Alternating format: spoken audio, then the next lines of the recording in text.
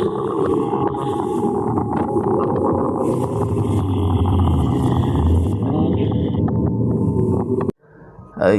malam kepada anda semua peminat-peminat horror story.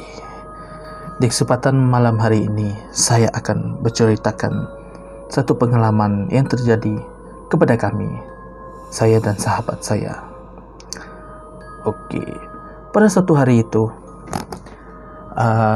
di sekitar 2010 kalau tak silap saya, perumahan kami telah heboh dengan kehadiran makhluk kecil yang bernama Toyol.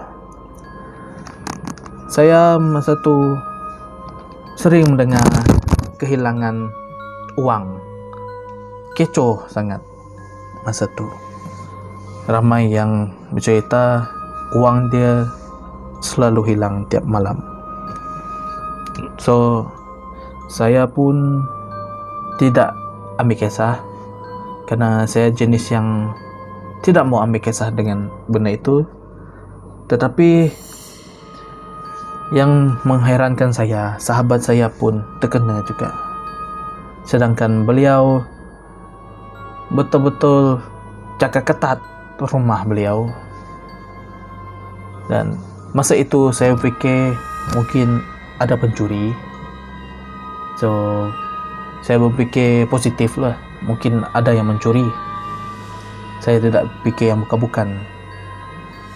Tapi sahabat saya kata pintu bilik dia semua dikunci dengan erat. Macam mana orang boleh masuk kalau itu betul-betul pencuri? So, saya pun agak muskil dan saya cubalah ikhtiar. Saya mencari di internet, saya cari-cari, dan saya ada terbaca satu artikel yang mengatakan Toyol, makhluk halus sejenis Toyol suka mencuri duit.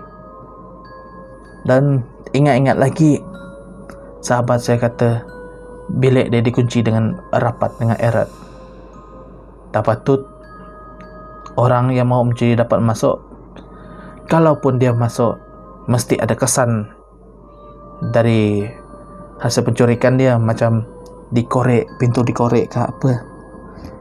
Tapi itu semua okey. Tapi macam mana duit dia hilang?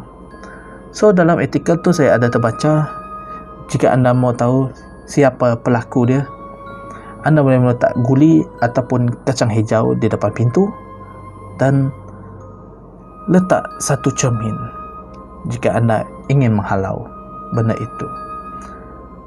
Dan saya pun cuba. Saya sarankan kepada kawan saya, nah kami cuba dengan cara itu. Kami meletakkan kacang hijau di depan pintu beliau dan kami letak satu kamera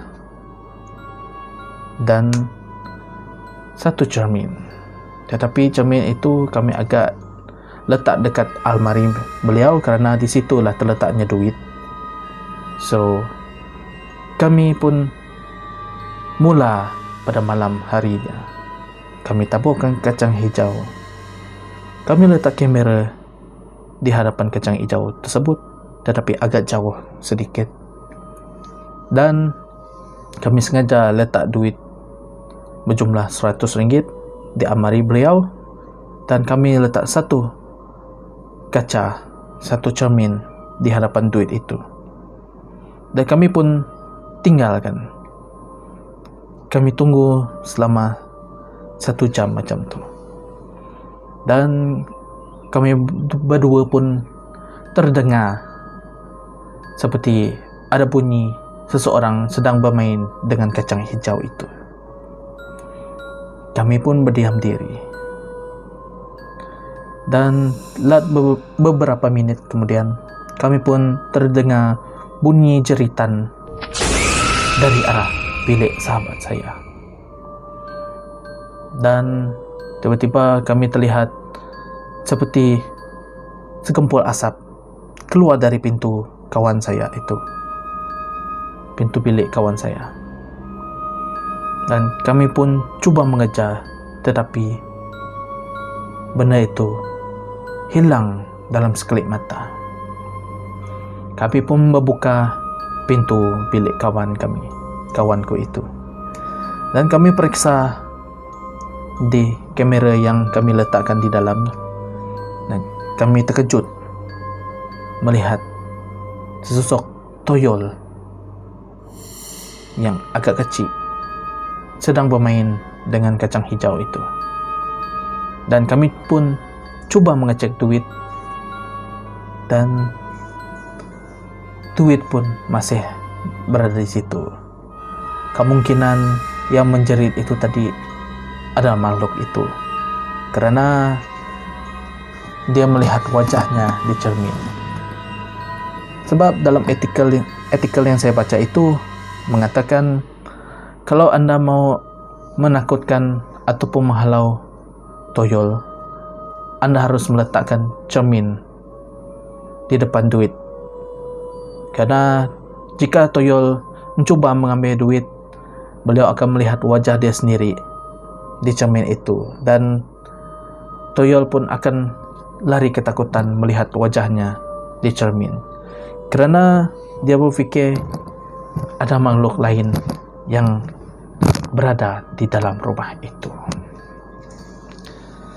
So, itu saja pengalaman yang saya akan kongsikan kepada Anda pada malam hari ini.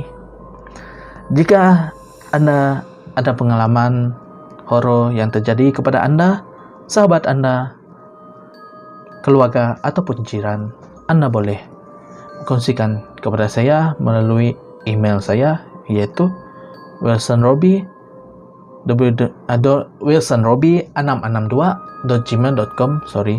Sekali lagi, wilsonrobi662@gmail.com, atau Facebook saya Robbie Wilson, ataupun Anda boleh kirimkan cerita kisah Anda ataupun voice note ke WhatsApp saya, iaitu 014-286-0082.